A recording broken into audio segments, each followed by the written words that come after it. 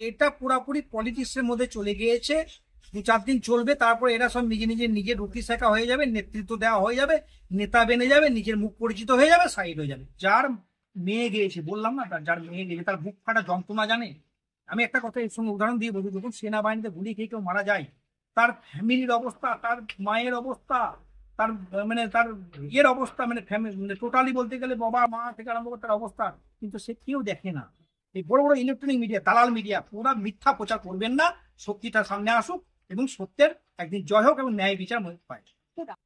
রাজ্যের যে ধরনের যে নারীর যে অসুরক্ষা ফিল করছে, ডাক্তারদের যে ঘটনাটা হলো, ধর্ষণ করে তাকে মেরে দেওয়া হলো, যারই মেয়ে হোক না কেন, যে তার মায়ের ওপরে কি যাচ্ছে বলুন তো, তার বাবার ওপরে কি যাচ্ছে বলুন তো, তার ফ্যামিলির ওপরে কি যাচ্ছে বলুন তো। কিন্তু এটা সুন্দর একটা প্রোটেস্ট করুন, যেটা কিন্তু এখন যে প্রোটেস্টটা হচ্ছে, এখন যে ধর্ণা থেকে আরম্ভ করে মিছিল মিটিং যেটা হচ্ছে, এটা পুরাপুরি রাজনীতির রং নিয়ে এসেছে। এখানে এখানে আপনি বললেন যে মমতা বন্দ্যোপাধ্যায়ের পদত্যাগ করার জন্য বারবার বিরোধী পক্ষ বলছে, কিন্তু এখানে তো ন্যায় বিচারের দাবি উঠেছিল। তা আজকে কেন মমতা বন্দ্যোপাধ্যায়ের পদত্যাগের কথা এলো? কারণ এটা পুরাপুরি পলিটিক্সের মধ্যে চলে গিয়েছে। 2-4 দিন চলবে, তারপর এরা সব নিজের রুটি শেখা হয়ে যাবে, নেতৃত্ব দেওয়া হয়ে যাবে, নেতা বেনে যাবে, নিজের মুখ পরিচিত হয়ে যাবে, সাইড হয়ে যাবে। কিন্তু আপনি ভাবুন তো, যার মেয়ে চলে গিয়েছে, ধর্ষিতা হয়েছে, যার ফ্যামিলি থেকে ধর্ষিতা হয়েছে, যার ফ্রেন্ড, যার বন্ধু, যার ফ্যামিলি, তাদের কি হতে পারে? আজকে ভারতবর্ষের মধ্যে যে ঘটনা চলছে, একের পরে নারী অসুরক্ষার সুরক্ষা নেই, সেই ধরনের বিবৃতি উঠে আসছে। আমরা যারা হাতরে স্নান হয়েছে আগে মণিপুরে দেখেছেন কি ভয়াবহ পরিস্থিতি, সেটা নিয়ে কিন্তু কেউ মুখ খুলছে না। এটা কিন্তু ভারতবর্ষের মধ্যে হয়েছে। মমতা বন্দ্যোপাধ্যায় একটা কথা বলেছিল, নৈতিকতা ভাবে বলেছিল যে আমি হয়তো আমাকে 2 থেকে সানডে পর্যন্ত টাইম দেওয়া হোক, আমি নিশ্চয়ই এর একটা সলিউশন করবো। কিন্তু এখানে পলিটিক্যাল নেতারা উস্কানি দিয়ে দিয়ে তাকে হাইকোর্টে ফেলে দিয়ে তাকে সিবিআই জাজ করে দিল। সিবিআই জাজ করেছে, সব ঠিক আছে, কিন্তু আজ পর্যন্ত সিবিআই জাজ কি 1-2 দিনের মধ্যে কি কমপ্লিট হয় না। এটা একটা লং টাইম প্রসেসে ফেলে দেওয়া হলো, এবং ন্যায় বিচারের জন্য আমাদেরকে মুখ তাকিয়ে থাকতে হবে যে কি হতে পারে। সেই জন্যই বলছি, এই যে পলিটিক্যাল রং নিয়ে আসবেন না।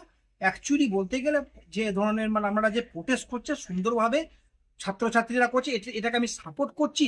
আমি একজন কমান্ডো হিসাবে সবকিছু ঠিক আছে, কিন্তু এই যে পদত্যাগ এবং এই যে রাজনীতির রং লাগাচ্ছেন চোখে দেখছি, কারণ এটা উচিত নয়। একজন ভারতবর্ষের নাগরিক হিসাবে এটা কিন্তু কাম্য নয়। অ্যাকচুয়ালি বলতে ডাক্তারকে আমি একটাই রিকোয়েস্ট করবো, ডাক্তারকে, এটা কিন্তু ঠিক নয়। কারণ আজকে ভারতবর্ষের মধ্যে সেনারা যদি ডিউটি না করে, দেশ বাঁচবে না। যদি শিক্ষার স্কুল বন্ধ করে যায়, মানুষ কিন্তু সাধারণ পরিবারের মানুষ এবং মানুষ কিন্তু জনগণ, আমাদের যে ভারতবর্ষের যে জনগণ, তারা কিন্তু যারা বাচ্চা আছে, তার ফ্যামিলি আছে, তারা শিক্ষিত হবে না। আজ যদি ডাক্তার যদি চিকিৎসা না করে, মানুষ কিন্তু অনারে একজনের জন্য হাজার হাজার মানুষ মরে যাবে। এটাকে আমি মান্যতা ভাবে দেখছি না। আমি এটাই বলবো, প্রোটেস্ট করুন, সব করুন, ন্যায় বিচারের দাবিতে করুন, কিন্তু এইটা কিন্তু বারবার করে একটা রিকোয়েস্ট করছি, সাধারণ গরিব পরিবারের মানুষ, তাদের তো নার্সিংহোম নেই, বড় বড় হসপিটাল নেই, তারা কিন্তু সরকারি হসপিটাল, সেই যে স্টেটেরই হোক না কেন, পুরো ভারতবর্ষ জুড়ে কিন্তু সাধারণ মানুষ, গরিব শ্রেণীর মানুষ, জওয়ান শ্রেণীর মানুষ, কিষাণ শ্রেণীর মানুষ, মজদুর টাইপের মানুষ, যারা পার দিন আনে দিন খায়, সেই ধরনের মানুষ, তারা কিন্তু চিকিৎসার জন্য বহু লোক মারা যাবে। এই ধরনের কাজ করবেন না। আমরা প্রোটেস্ট করুন, আপনাদের সঙ্গে আমরা পুরা দেশের সেনাবাহিনী থেকে আরম্ভ করে জওয়ান কিষাণ সবার সঙ্গে আছে, কিন্তু রাজনীতির রং লাগাবেন না, এই ধরনের ধর্মঘট করবেন না। এটাই আমার কাছে, আমি একজন কমান্ড হিসাবে বলছি, এটা আমার রিকোয়েস্ট। অ্যাকচুয়ালি মহিলারা যে ধরনের দখল নেবে, এটা একটা খুব ভালো জিনিস, কিন্তু এটাকে নিয়ে এসে দেখো যে রাজ্যকে ভাঙচুর করা হলো, এক এক সিপিএম পার্টির ঝান্ডা, ইন্ডিয়ান ফ্ল্যাগ নিয়ে ভাঙচুর করে দিয়ে দেশের একটা বিরোধী ভাবে দেশের খিলাফ একটা কাজ করলো। সরকারি সম্পত্তি কোনোদিন ভাঙা যায় না, কিন্তু এটা কি হলো, রাজনীতির রং লাগিয়ে দিল। কিন্তু যারা আন্দোলন করেছে, যে মহিলারা, লক্ষ লক্ষ মহিলা যারা রাস্তায় বেরিয়েছিল ন্যায় ন্যায় ন্যায় বিচারের দাবিতে, কিন্তু সেটা কিন্তু আর মানুষ দেখলো না। মিডিয়া কিন্তু পুরো এটাকে ঘুরে গেল, তাদের কিন্তু সেই জিনিসটা চোখে ঠেকলো না। আমি একটাই বড় মিডিয়াদেরকে, মিডিয়া ভাই বন্ধু আমাদের মতো যারা আছে, তারা হয়তো সঠিক খবরটা তুলে ধরছে। এই বড় বড় ইলেকট্রনিক মিডিয়া, দালাল মিডিয়া, পুরো মিথ্যা প্রচার করবেন না। সত্যিটা সামনে আসুক এবং সত্যের একদিন জয় হোক এবং ন্যায় বিচার পায়। রাজ্যের হাত থেকে সিবিআই এর হাতে চলে গেল, কি মনে হচ্ছে তদন্ত হবে, বিচার হবে? তদন্ত হবে, আমি তো এর আগেই বললাম, তদন্ত হবে, লং প্রসেসের তদন্ত, যেটা আমরা মুখ তাকিয়ে বসে থাকবো যে কবে সেই তদন্ত শেষ হবে, কবে সে ন্যায় বিচার পাবে, সেটা তার মা বাবা, এই তো মানুষ ধরুন 2 দিন প্রোটেস্ট করবে, ভুলে যাবে। কিন্তু যার মেয়ে গিয়েছে, বললাম না, যার মেয়ে গিয়েছে, তার বুক ফাটা যন্ত্রণা জানে।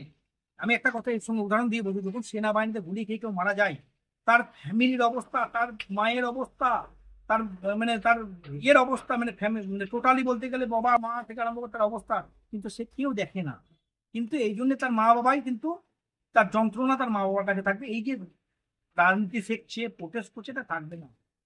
এই জন্য সিবিআই যা হয়েছে খুব ভালো, সত্যটা সামনে আসুক এবং ন্যায় বিচার পাক, এটাই আমি চাই।